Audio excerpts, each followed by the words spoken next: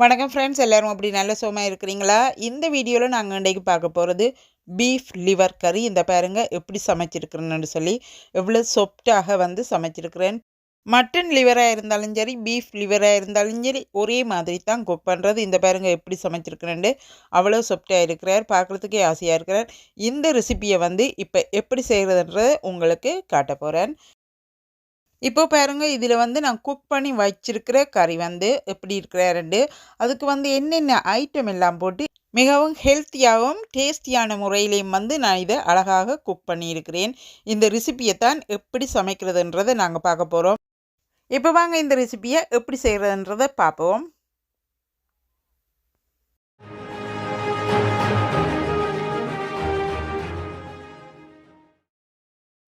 இப்போ இந்த ரெசிபி செய்கிறதுக்கு 1/2 கிலோ வந்து பீஃப் லிவர் வந்து கட் பண்ணி வாஷ் பண்ணி ரெடியாக எடுத்து வச்சிருக்கிறேன். இப்போ இந்த பீஃப் லிவருக்கு வந்து ஒரு பேஸ்ட் வந்து மேக் பண்ண போகிறேன். 10 உள்ளி பற்கள் சேர்த்துக்கொள்கிறேன். 3 துண்டுகள் இஞ்சி துண்டுகள் சேர்த்துருக்கிறேன். ஒரு பச்சை மிளகாய் சேர்த்துக்கொள்கிறேன். 1 டீஸ்பூன் வந்து நச்சீரகம் சேர்த்துக்கொள்கிறேன். 1 டேபிள் ஸ்பூன் வந்து மிளகு சேர்த்துக்கொள்கிறேன். இவை எல்லாத்தையும் சேர்த்து இப்போது நன்றாக இடிச்செடுக்க போகிறேன்.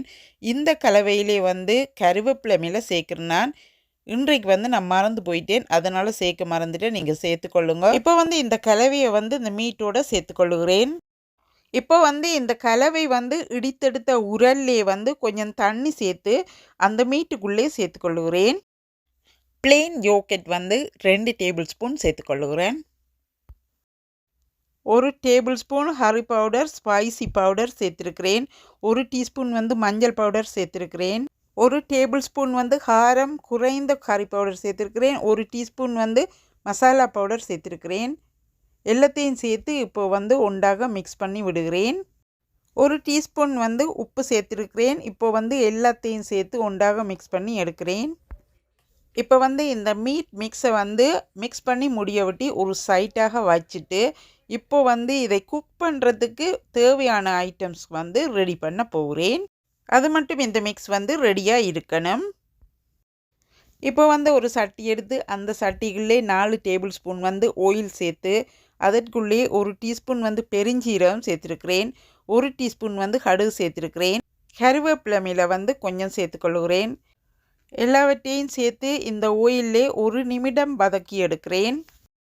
இப்போ வந்து இந்த ஆயிலோடு வந்து சேர்த்து 2 வெங்காயம் வந்து சின்ன சின்ன துண்டுகளாக கட் பண்ணி வைத்திருக்கிறேன். அதையும் வந்து சேர்த்துக்கொள்கிறேன். மீடியம் சைஸில் வந்து எடுத்துக்கொள்ளுங்க. 1 நிமிடம் வந்து வெங்காயத்தையும் கிளறி விடுகிறேன். அதோடு சேர்த்து ஒரு பச்சை மிளகாய் கட் பண்ணாமல் சேர்த்துருக்கிறேன்.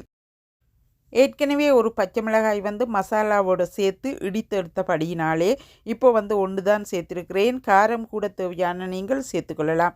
இப்போ வந்து ரெடி பண்ணி வைத்திருந்த அந்த மீட்டை வந்து சேர்த்துக்கொள்கிறேன். அதோடு வந்து 1 கப் வந்து தண்ணியும் வந்து சேர்த்துருக்கிறேன். இப்போது கொஞ்சம் வந்து கிளறி விடுகிறேன். இப்போ இந்த கறியை வந்து 30 நிமிடங்கள் கண்டினியூ பண்ணி குக் பண்ணுறேன்.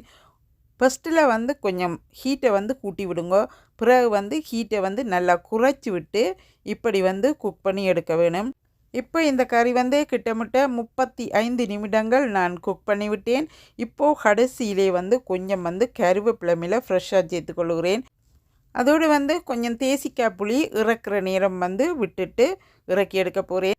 கறியை வந்து அடுப்பில் இருந்து இறக்கி நன்றாக ஆறினதுக்கு பிறகு வந்து தேசிக்காய் புளி சேர்த்துக்கொள்ளலாம். இப்போ பாருங்க கறி எப்படி இருக்கிறாருண்டு, மிகவும் சூப்பராக இருக்கிறார். இந்த டிஷ்ஷிலே போடுறேன், பாருங்க எப்படி இருக்கிறாருண்டு, பார்க்கவே ஆசையாக இருக்கிறார். இந்த மெத்தடில் வந்து நீங்கள் என்ன கறி வேணுமென்றாலும் குக் பண்ணலாம். பீஃப் லிவர் மட்டும் இல்லை, மட்டன் லிவரும் கூட இதே மாதிரி நீங்கள் குக் பண்ணி எடுக்கலாம். இப்போ வந்து தேசிக்காய் புளியும் ஹாஃப் வந்து சைட்டாக வச்சுருக்கிறேன். எக்ஸ்ட்ராவாக புளி தேவையானவர்கள் சேர்த்துக்கொள்ளலாம். இந்த கறியை சாப்பிட்றதுக்காக நான் வந்து புட்டு அவித்திருக்கிறேன். ஆட்டா மாவும் கோதுமை மாவும் சேர்த்து அவித்த புட்டிலே இப்போ வந்து இந்த பீஃப் லிவரோடு சேர்த்து சாப்பிட போயினோம். இந்த பீஃப் லிவர் கறியை வந்து நீங்கள் எண்ணத்தோடு வேணுமென்றாலும் சாப்பிடலாம். புட்டு, இடியப்பம், தோசை, ரைஸ், பிரெட் இப்படி என்ன வேணுமென்றாலும் நீங்கள் சேர்த்து சாப்பிடலாம். மிகவும் டேஸ்ட்டாக இருப்பார். இந்த பாருங்க எவ்வளோ சாஃப்டாக வந்து நான் சமைச்சிருக்கிறேன்னு. நான் வந்து கறி வந்து எப்போவுமே குக் பண்ண முதல்ல வந்து எல்லா மசாலாவும் போட்டு மிக்ஸ் பண்ணி மீட்டை ரெடியாக வைத்திருப்பேன். சூப்பராக இருக்கிறார். இந்த பாருங்க சாப்பாடு. இந்த வீடியோ உங்களுக்கு பிடித்திருக்குன்னு சொல்லிச்சுன்னா இந்த வீடியோக்கு ஒரு லைக் பண்ணுங்கள், ஷேர் பண்ணுங்கள் மற்றவர்கள் பார்க்குறதுக்கு. அப்புறம் வந்து புதுசாக பார்க்குற நீங்கள் வந்து சப்ஸ்கிரைப் பண்ணுங்கள். இந்த வீடியோ நீங்கள் பார்க்க போகிறதுக்காக நன்றி சொல்லி இந்த வீடியோவில் இந்த விடைபெற்று கொண்டு இன்னும் ஒரு வீடியோவில் உங்கள் கூட இணைந்திருப்பேன். நன்றி, வணக்கம்.